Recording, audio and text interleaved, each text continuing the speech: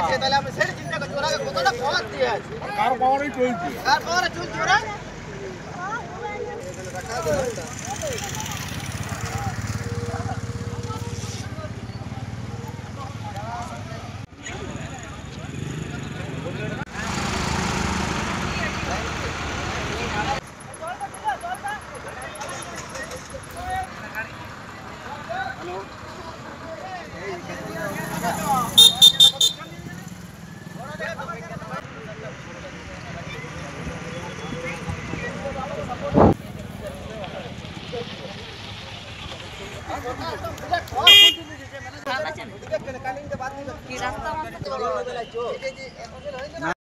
এই ধানটা বলছে 4.5 কিলো বাদ, এটা কি করে চাষিকে বাদ দেওয়া যাবে? চাষি কি করে চাষি টেকবে বলুন? আর এমন ধুলাটা সব কিছু যে কোনো উপায়েই করুক সেইভাবেই এই ধুলাটা থাকবে এই ধানে, কোনো করার নাই। যে কোনো মেশিনে বলুক যাই করুক, মানে কুইন্টালে 4.5 কিলো। হ্যাঁ কুইন্টালে 4.5 কিলো, 4.5 কিলো কোনো করার নাই। এইটা চাষি কোনো মতে আর পরিষ্কার করতে পারবে না বলে আমরা 2 কেজি করে বাদ দেওয়া দরকার। কি করে করব তাহলে?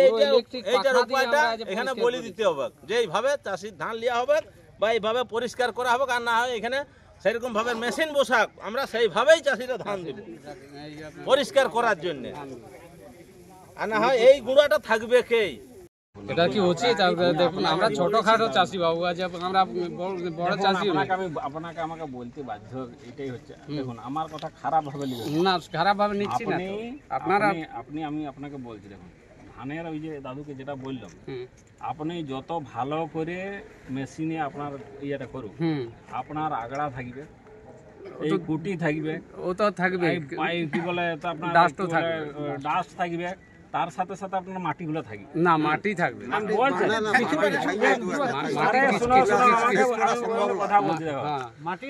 ধান যখন ইয়া হচ্ছে না, কাটছো না, ও কাটিয়ে সব ঢুকাই দেওয়া হচ্ছে ভিতরে।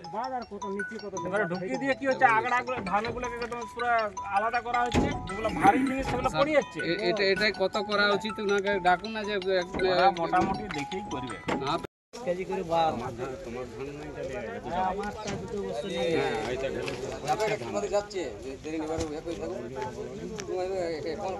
দেখুন আমরা হচ্ছে চাষি, তো আমাদেরও শখ লাগে নাই যে রাস্তার উপরে অবরোধ করব।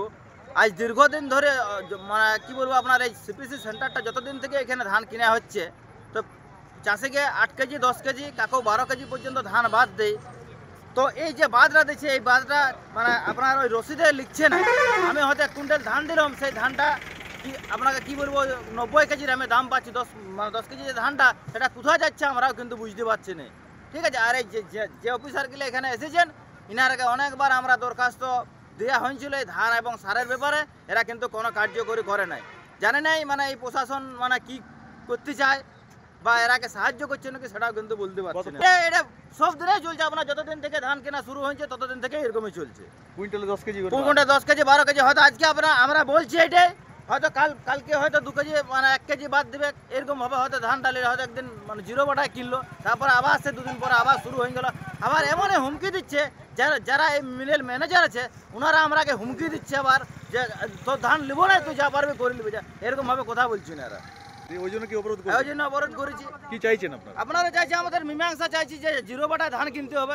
সরকার বলছে যে 0 বাটায় ধান কিনতে হবে, এর জন্য তো বলা হয় নাই নির্দিষ্ট যে ক্রাইটেরিয়া যে ধান বাদ যাবাক চাষির বলে, এবং সেই বাদটা যদি আমাদের রসিদে লিখে দেয় তো অবশ্যই আমরা এটা নিয়ে কোনো অভিযোগ করতেও নাই। ধান যেটা বাদ দিচ্ছে ওটা রসিদে লিখছে না।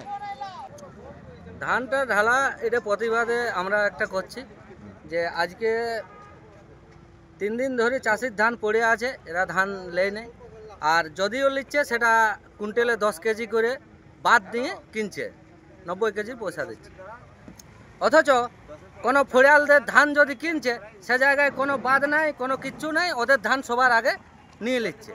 সেখানে অফিসাররা, এমনকি অফিসাররা হুমকিও দিচ্ছে চাষিদেরকে যে ধান লিয়া হবে না, তোরা দেখে নিবি, যা পারবি করবি। যা তার জন্যে আমাদের মূলত আজকে প্রতিবাদ, এইটা রাস্তার উপরে ধান ধাড়ি প্রতিবাদ জানাচ্ছি, যাতে আমাদের চাষিদের, সমস্ত চাষিদের ধান তুলে 0 বাটায় যাতে না কোনো কাটে। আর পুরা ধান বাদ, কুইন্টালে 10 কেজি করে বাদ ওরা দিচ্ছে। প্রশাসনকে জানানো আছে, এর আগে আমরা অ্যাপ্লিকেশনও দিয়েছি, এডিওকে জানানো আছে, বিডিওকে জানাচ্ছি, ওরা কিন্তু কোনো স্টেপ নেয় নেই, স্টেপ নেয় নেই বলেই আমরা এই রাস্তায় অবরোধ করে তার প্রতিবাদ জানাচ্ছি।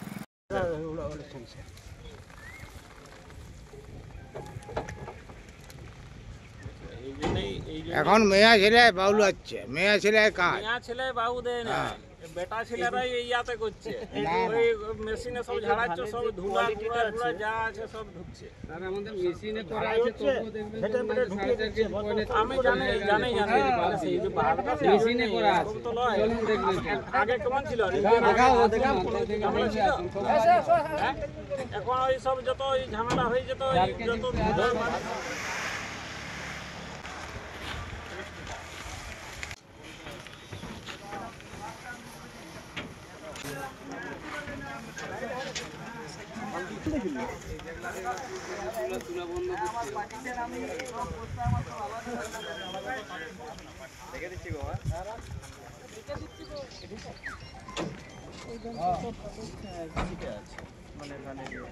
যেমন দেখুন না,